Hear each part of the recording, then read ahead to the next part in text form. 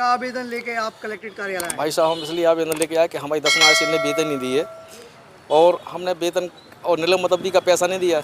उसकी मांग के लिए हम आए हैं कि हमारा वेतन दिया जाए। हमारी मिसेज का एक्सीडेंट हुआ है साहब और बच्चा एडमिट है, तो उसके लिए हमने कहा साहब से। तो मुझे पूर्व में 5 तारीख को साहब ने कहा था, हमने 181 के ऊपर शिकायत लगाई गई साहब, उसके ऊपर कटवाया। बोले तुम शिकायत कटवा दो, आज वेतन डलवा रहे। आज तक ना साहब हमारी वेतन दी गई, ना निलंबित अवधि का पेमेंट किया गया, बल्कि आज कल रात में ब्रजेश रावत द्वारा मुझे साहब एक नोटिस दिया गया जिसमें आवेदन करने का कहा गया। साहब बताइए साहब, ऐसी स्थिति में हम क्या करें? आप किस पद पर हैं? हम क्या साहब पूरा बताएं। हम साहब सचिव के पद पर हैं और मुझे 1/5 में बिदारी खास किया गया था साहब। मुझे 1/5/24 में जब सरपंच द्वारा मुझे उपस्थिति नहीं दी गई थी साहब, तो मैंने साहब से निवेदन जनपद और जिला में दोनों को दिया था सूचना तौर पर कि सर मुझे अन्य पंचायत में पदस्थ किया जाए। सरपंच द्वारा मुझे उपस्थिति नहीं दी गई है। सरपंच द्वारा कहा जा रहा था कि मैं पूर्व सचिव से ही काम कराऊंगा। ऐसी स्थिति में साहब में जनपद में अटैच किया गया और बराबर हम सब जनपद में अटैच हैं। और जब से मुझे साहब 10 महीने से वेतन नहीं दी गई।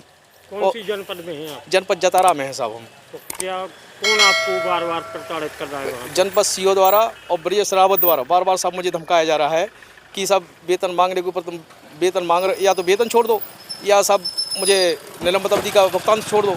तो मैंने कहा साहब हम क्यों छोड़ें साहब, 3 वर्ष से साहब ये हालत हो गई है, आज हमारे खाने को नहीं है साहब घर में। और ऐसी स्थिति में साहब हम बराबर हमसे रोज़ जा रहे हैं साहब, वहाँ पे रोज़ उपस्थिति कराई जा रही है। अभी साहब 7 तारीख को हमें जबरदस्ती जनपद सीओ द्वारा धमकाया गया और मारने को धमकी दी गई और ये कहा गया तुम बाहर निकलो यहाँ से, तुम कौन होते? मैंने कहा साहब हमारी अभी विश्व शौचालय था उसमें साहब हमारी ड्यूटी लगी हुई है और मुझे लिखित में रूप से आदेश दिया गया था कि तुम 10 तारीख तक जनपद में पदस्थ हो।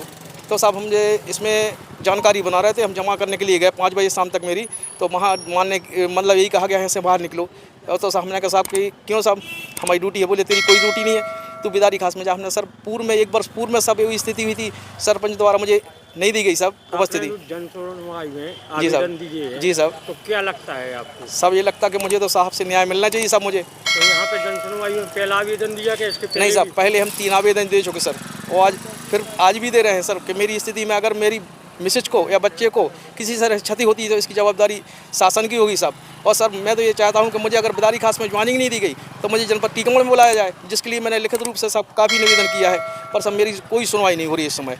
मैं तो साहब इतना परेशान हूँ कि इस स्थिति में कि जनपद सीओ ने कैसी धमकी दी थी आपको? जनपद सीओ ने ये कहा था कि तुम यहाँ से निकलो बाहर, तुम्हें बिदारी खास जाओ। तो मैंने कहा सर बिदारी खास में मेरी ज्वाइनिंग नहीं हुई सर, 1 वर्ष पहले भी वही आदेश दिया, फिर पुनः दिया सर उसी का।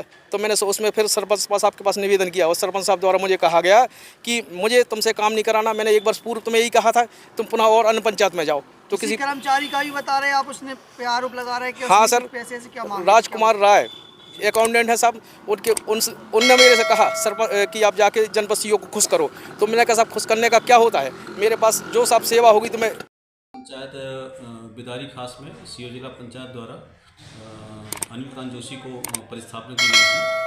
अनिल कांत जोशी द्वारा वहां उपस्थित नहीं दी गई, जिसके सामने हमने उनको कई बार पत्र लिखा, समक्ष बुलाकर बोला कि आप ग्राम पंचायत बिदारी में अपना काम करें और जब तक ग्राम पंचायत बिदारी में काम नहीं करेंगे तब तक आपको आगे कोई भुगतान की कार्रवाई नहीं की जाएगी।